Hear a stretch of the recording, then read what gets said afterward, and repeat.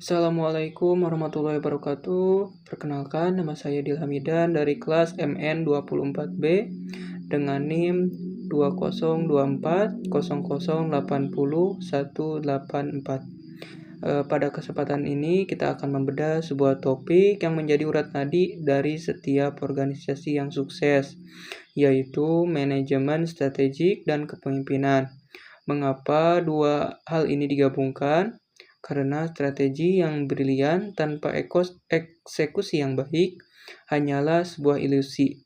Sebaliknya, kepemimpinan yang karismatik tanpa strategi yang terarah hanya akan membawa perusahaan berjalan di tempat.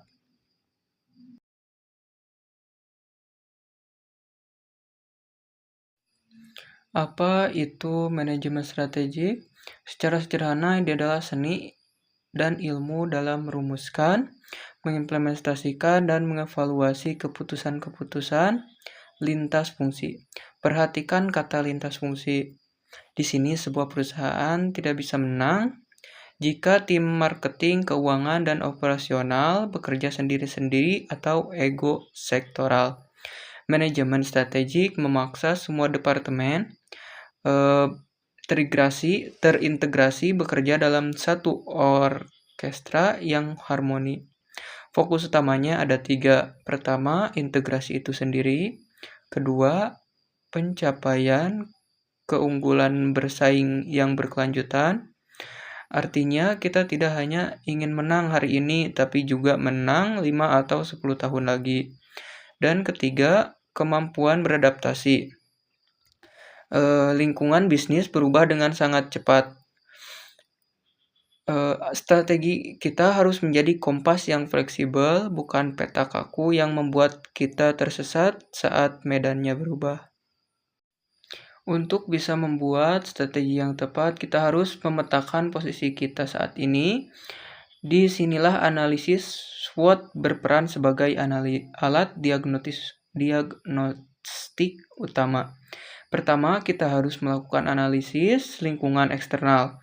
Kita harus jeli melihat apa ada peluang yang di luar sana dan apa ancaman yang sedang mengintai, baik dari kompetitor, regulasi, maupun pergeseran ekonomi.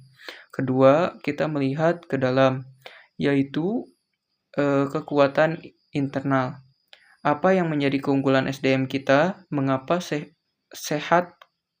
berapa sehat keuangan kita, apa kelemahan yang harus kita tutupi.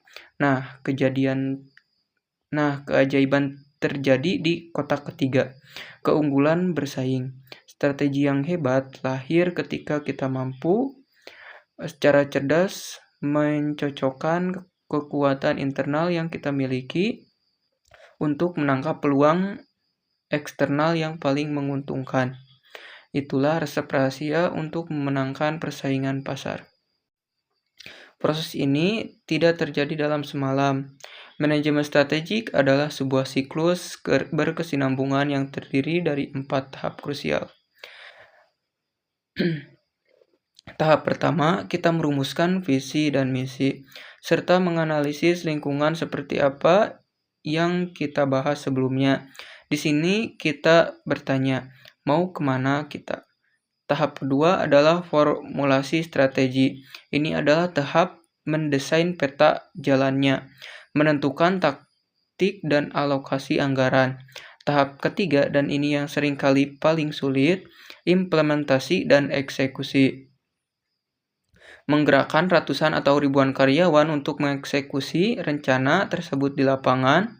Dan terakhir, tahap keempat, evaluasi dan pengendalian. Kita mengukur hasilnya, apakah meleset dari target. Jika kita kembali lagi ke tahap awal untuk melakukan penyesuaian, ini adalah siklus tanpa henti menuju kesempurnaan. Pada akhirnya, mengapa kita bersusah payah melakukan siklus panjang manajemen strategik tadi? Jawabannya ada di slide ini. Kinerja manajemen strategik yang dieksekusi dengan baik akan menjadi indikator utama keberhasilan sebuah perusahaan. Fokus kita di sini adalah mencapai dua hal sekaligus, efisiensi dan efektivitas. Efisiensi berarti kita melakukan sesuatu yang benar, menggunakan sumber daya, biaya, dan waktu seminimal mungkin tanpa ada yang terbuang percuma. Sedangkan efektivitas berarti kita melakukan hal yang benar, memastikan bahwa sumber daya yang kita hemat tersebut diarahkan pada target yang memang berdampak besar bagi pertumbuhan perusahaan. Perusahaan yang strategis tidak hanya sibuk bekerja keras, tapi mereka bekerja dengan cerdas untuk memastikan keberlanjutan bisnis jangka panjang.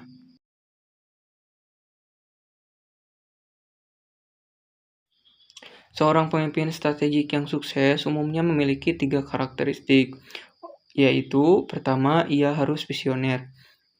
Pemimpin ini tidak hanya melihat masalah hari ini, tetapi ia memiliki kemampuan melihat jauh ke depan, membayangkan rupa organisasi 5 tahun lagi, dan meyakinkan timnya bahwa masa depan itu nyata. Kedua, berbasis data. Pemimpin modern itu tidak boleh hanya mengandalkan intuisi atau feeling. Di era informasi ini, setiap keputusan kritis harus dilandasi oleh analisis data pasar yang valid dan objektif. Ketiga, adaptasi. Mengingat dunia bisnis sangat dinamis, seorang pemimpin tidak boleh kaku.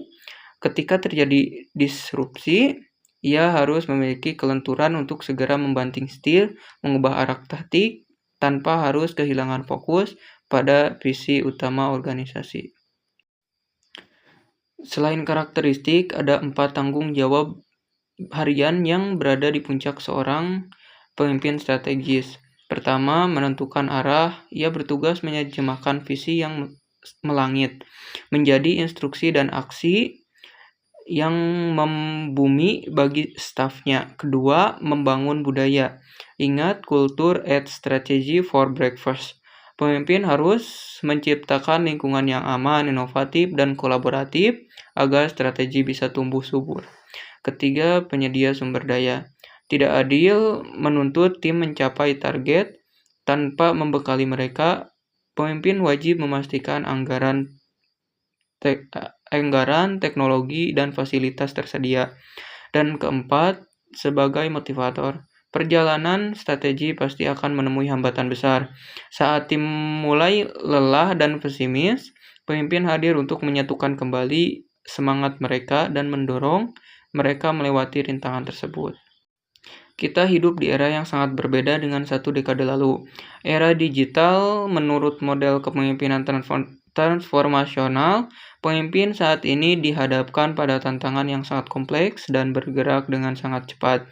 Kita menghadapi laju digitalisasi, di mana kecerdasan buatan dan otomasi mengubah cara kita bekerja.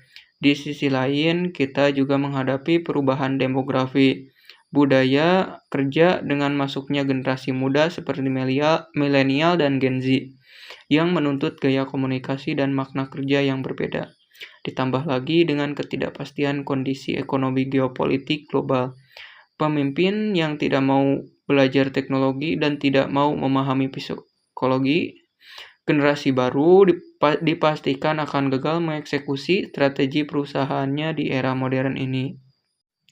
Kesimpulannya, dari seluruh presentasi kita hari ini, perumusan strategi adalah pondasinya, tetapi kepemimpinan adalah jembatannya. Banyak perusahaan gagal bukan karena strategi mereka buruk, melainkan karena jembatan eksekusinya runtuh akibat lemahnya kepemimpinan. Sinergi antara strategi yang tajam dan kepemimpinan yang menginspirasi adalah satu-satunya cara bagi organisasi manapun untuk mencapai kesuksesan yang bukan hanya sesaat, melainkan berkesinambungan melintasi berbagai zaman. Demikianlah pemaparan yang saya mengenai manajemen strategik dan peran kepemimpinan. Saya harap apa yang kita diskusikan dapat memberikan perspektif baru atau setidaknya memberikan penyegaran kembali ingatan kita tentang pentingnya mengawal strategi dengan kepemimpinan yang kuat di perusahaan kita masing-masing. Terima kasih banyak atas perhatian Anda. Wassalamualaikum warahmatullahi wabarakatuh.